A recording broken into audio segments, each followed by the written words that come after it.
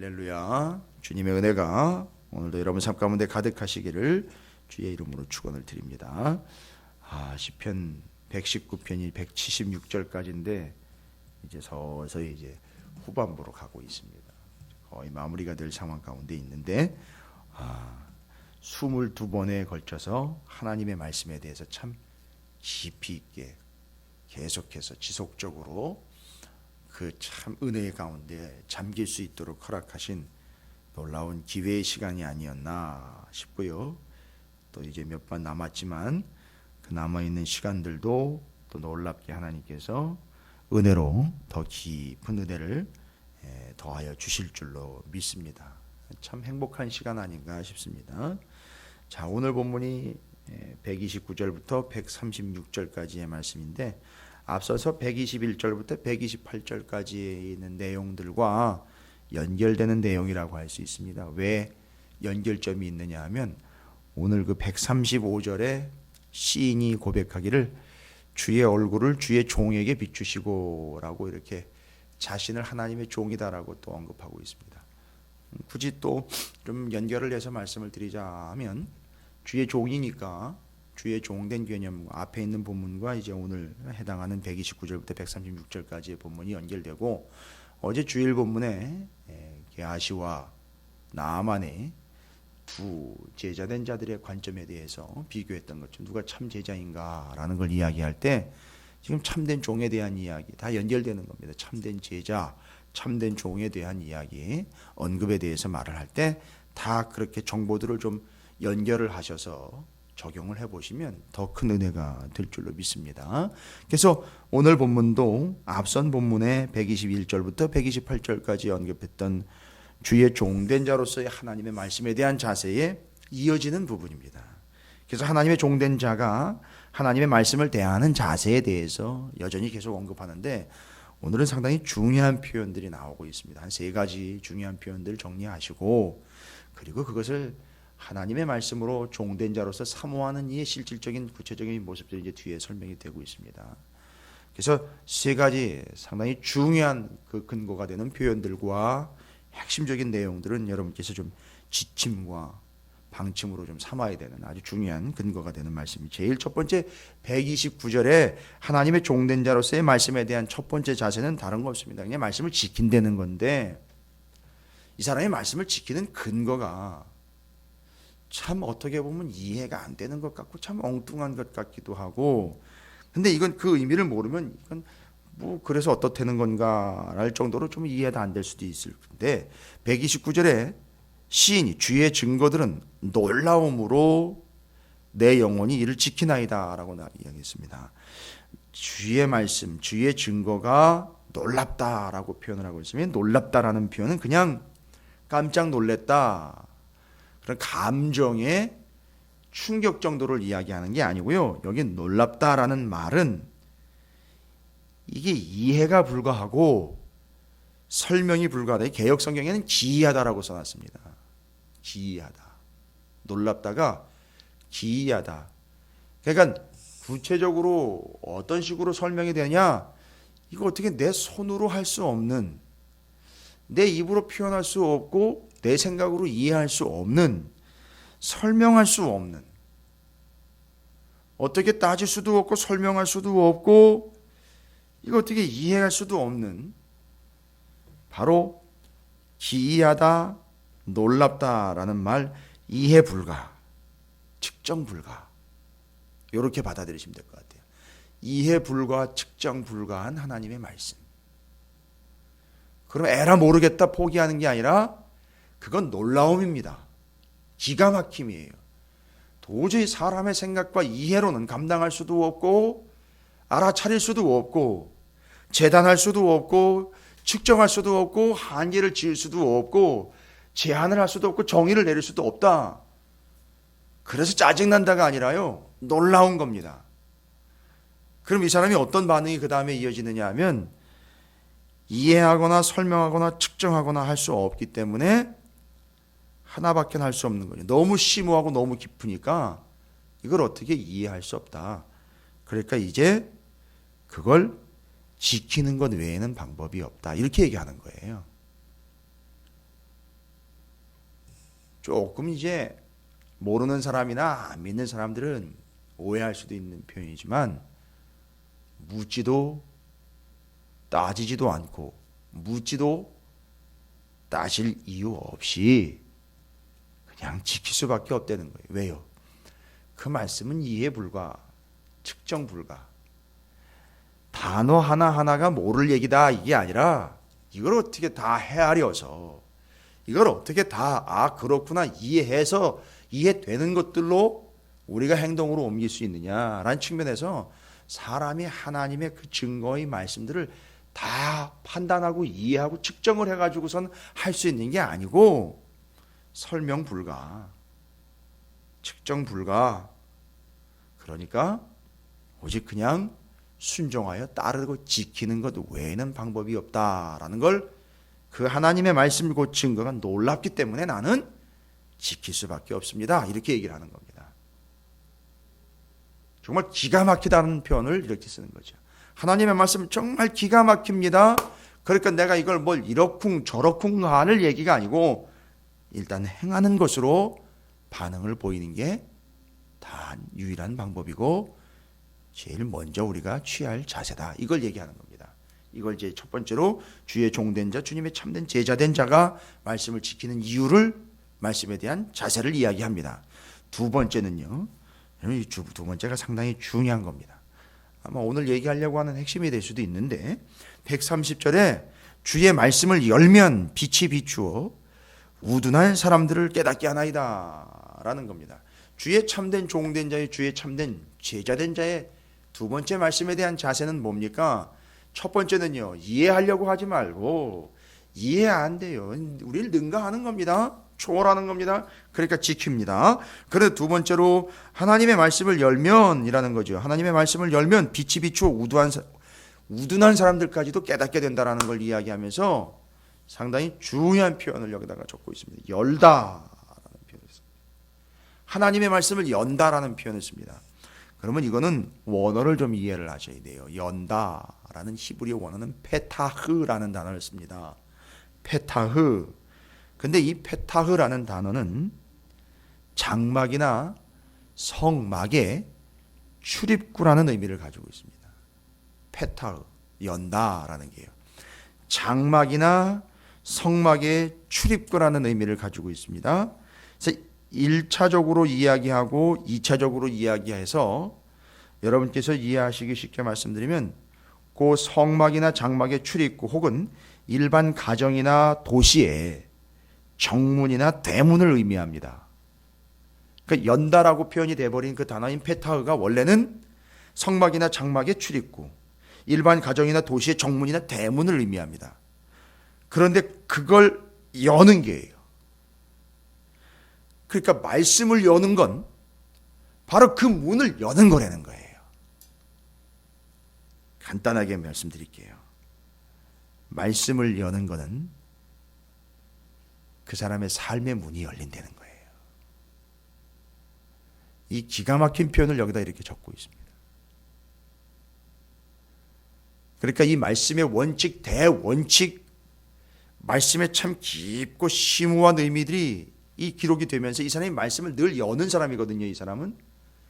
그러니까 하나님 앞에서 이 사람은 감히 그런 표현을 안 씁니다.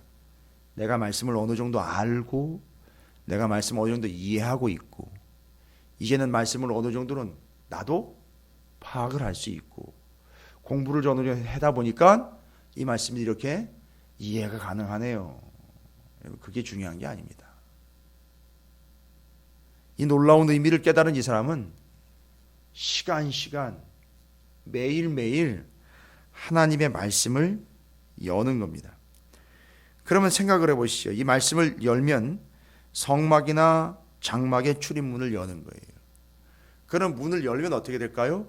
문을 열면 바깥에 있던 빛이 쫙 비추어 들어오는 것처럼 놀라운 역사가 일어나는 겁니다. 그리고 가정이나 집의 성문이나 또한 정문을 연다라는 의미는 뭐냐 하면 그 가정이나 성문의 문을 열고 어떻게 하는 겁니까? 출입하는 겁니다. 나가는 거예요. 바로 그래서 하나님의 말씀을 문을 열듯 여는 것은 그 삶의 인생의 문을 여는 것이다 라는 걸 이야기하고, 그래서 그 뒤에다가 마치 열면 빛이 들어와서 우둔한 사람을 깨닫게 하고 빛이 어두운데 비추어지는 것처럼 말씀을 여는 게 인생을 여는 거다라는 걸 이렇게 표현을 하고 있는 겁니다. 이런 말씀 정도는 기억해 두시는 게 좋을 것 같아요. 페타흐, 성막이나 장막의 출입문이요, 일반 성문이나 가정의 정문을 이야기할 때 그걸 연다라는 표현이에요. 근데 그게 자연스럽게 혼자 열리는 게 아니고, 시인이 이야기하려고 시편 119편을 기록한 이 사람이 얘기하는 것은 말씀을 여는 순간 그 사람의 인생의 문이 열린다라는 걸 얘기하는 겁니다. 그러니까 한번 생각을 해보십시오. 이게 평생 죽을 때까지 내지는 삶의 자리에서 제대로 열리지도 못하는, 한번 열어보지도 못하고 그냥 마무리하는 인생. 인생이 열리지 않는 이유가 다 있는 거죠. 그래서 그 뭐 어떤 책 제목에도 뭐 열린다, 성경 뭐 이런 얘기도 있어요. 그런데 바로 이 열다라는 표현이 그런 의미를 가지고 있습니다. 여러분, 인생이 열리고요, 삶이 열리고, 우리가 구체적으로 이야기하면 열려야 될 게 많이 있지 않습니까? 건강도 열려야 되고, 취업의 문도 열려야 되고, 관계의 문도 열려야 되는데, 그게 누구한테 열리느냐 하면 말씀을 여는 사람한테 열려요. 그럼 어떤 일이 생기느냐 하면 말씀을 열은 사람한테 문이 열리기 때문에 그 말씀을 열은 사람에게 들어오게 돼 있어요. 이게 원리입니다. 그래서 이게 새벽 이 시간이 상당히 중요한 시간입니다. 여러분, 하루를 여는 시간이거든요. 근데 우리가 하루를 열 때 입만 여는 게 아닙니다. 눈만 여는 게 아니에요. 말씀을 열지 않습니까? 여러분, 이 시간 소중한 시간입니다. 제가 확신하는데 이 시간을 소중히 여기는 사람들이요, 인생도 달라요. 그건 어쩔 수가 없습니다. 이런 놀라운 비밀들이 속속의 말씀을 통해서 지금 다 드러나고 있지 않습니까? 이 시간을 어떤 시간보다도 소중하게 제일 처음으로 열고, 이 시간을 열면서 하루를 시작하는 열리는 인생이 바로 말씀을 여는 자들이요, 예배를 여는 자들인 거예요. 여기 뭐 권사님이나 집사님 같은 경우도 지금 예배 때마다 지금 찬양을 인도하면서 열지 않습니까? 중요한 위치입니다. 이게 열린다라는 표현이 얼마나 시원스럽고 얼마나 화통한 표현인지요. 근데 이 사람은 터득했어요. 말씀을 여는 사람에게 그 인생의 문이 열린다는 거예요. 출입문이 열린다는 거죠. 빛이 들어와요. 마음껏 출입할 수 있다는 거예요.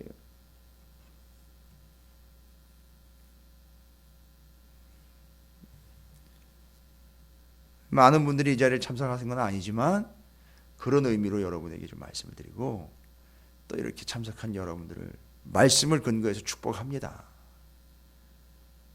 그 여는 시간을 담당하시길 바랍니다. 담당하시면 됩니다. 그래서 오늘 이렇게 여러분이 말씀을 열었으니 그렇게 열릴 거라는 거예요.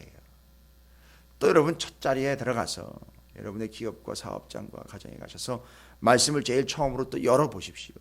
또 그렇게 여는 겁니다. 열리는 거예요. 참 귀한 거 터득했죠. 이 사람이 말씀을 붙잡다 보니까 이게 다 터득된 겁니다. 또한 131절에 이것도 참 표현 자체는 그렇게 뭐 그런 표현까지 썼나 싶을 정도지만 너무 은혜스러운 표현이에요.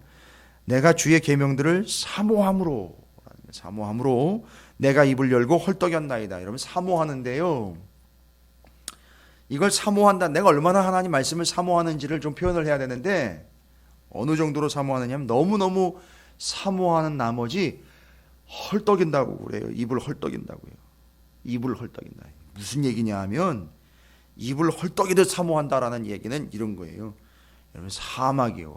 저는 사막을 가본 적은 없습니다만 사막에서 뜨거운 태양과 목이 말라가는 그런 바싹바싹 타버려. 엘리야 생각을 좀 하시면 될 것 같습니다. 로뎀나무 밑에서 그냥 죽기를 구할 수밖에 없었던 그런 상황들. 그럴 때 여러분 입이 저절로 벌러지면서 헐떡대는 거 있지 않습니까? 죽겠다고 입을 벌리면서 숨이 거세지고 목이 바싹바싹 마르니까 입이 저절로 막 열리게 되는 것. 그 다음에 오래 달리고 난 다음에, 달릴 때에도 그렇고요, 오래 달리고 난 다음에 숨이 차가지고 막 숨을 몰아쉬어야 되니까, 들이마셔야 되니까 막 입을 크게 벌리는 거 있지 않습니까? 그런 식으로 하나님의 말씀을 사모한다는 겁니다. 그러니까 여러분 이건 엄청 사모하는 게 아니라 목숨을 걸고 사모한다는 얘기를 해야 말하는 겁니다. 이게 지금 주의 종된 자, 하나님의 종된 자가 말씀을 어떻게 대하고 있는지 설명하려고 하지 말고, 아니 설명할 수가 없으니 그냥 지킵니다.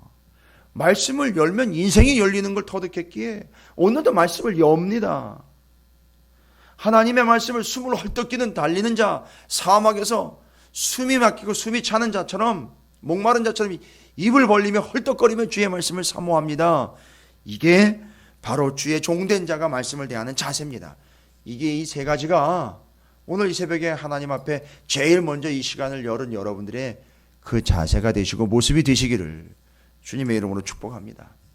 그래서 구체적인 모습들 얼마나 사모하는지, 구체적으로 어떻게 사모하는지를 뒤에 설명을 쭉 하고 있습니다. 132절부터 136절까지 사모하는 모습을 구체적으로 이렇게 기도로 표현을 해냈어요. 132절에는 하나님 내게로 돌이키시사 은혜 베풀어 주세요 라고 사모하는 모습을 표현을 해냈어요.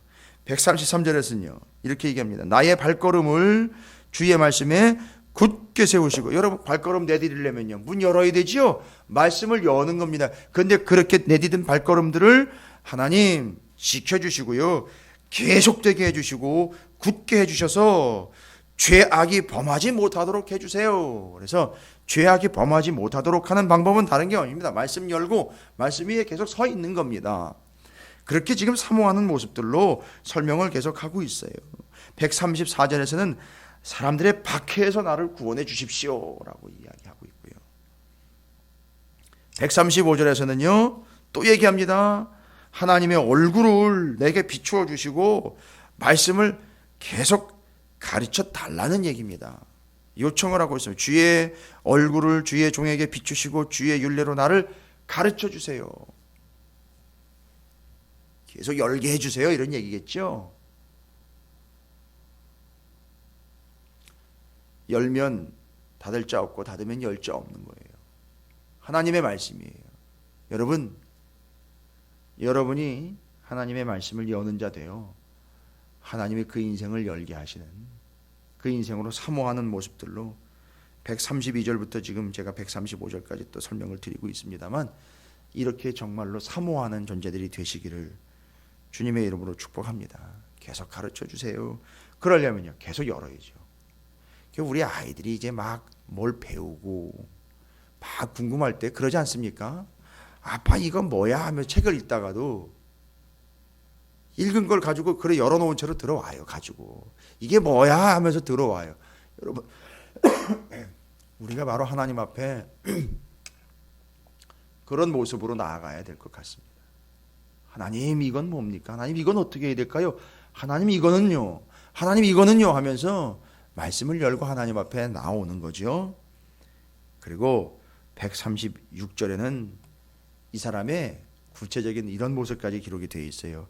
그들이 주의 법을 지키지 아니함으로 내 눈물이 시냇물같이 흐르나이다. 이건 뭘까요? 예, 너나 잘하세요 이런 얘기가 아니라 이 세상이 말씀대로 지켜지지 않는 것에 대한 애통함을 가지고 있는 거예요. 이 사람은 말씀이 어떤 의미인지를 알다 보니까 세상이 말씀대로 지켜지지 않는 것에 대한 애통함. 여러분 오늘 말씀이 바로 그 하나님의 말씀 앞에 선 종이 하나님의 기이한 말씀을 지킬 수밖에 없습니다. 오늘도 그 말씀을 엽니다. 그리고 입을 헐떡이며 주의 말씀을 사모합니다.